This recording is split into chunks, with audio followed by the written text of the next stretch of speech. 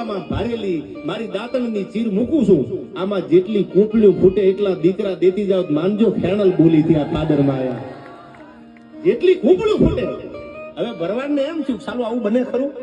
જમીનમાં જો તમે ચીર મૂકી હોય ધરતીમાં તો કદાચ એમાંથી કૂંપલીઓ ફૂટે. આ તો દેતવા હતો, ખોટા હતા દેતવાના.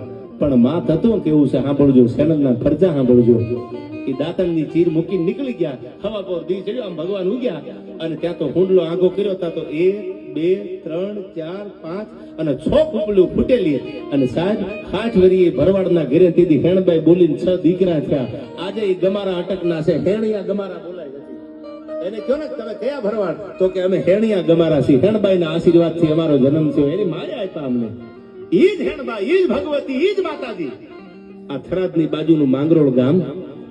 અને સાહેબ દાંતણ કરતા કરતા ચીર મૂકીને એવી જ રીતે નીકળ્યા. આઈમાં પરચા કેવા આપ્યા હેણબાઈ? 700 800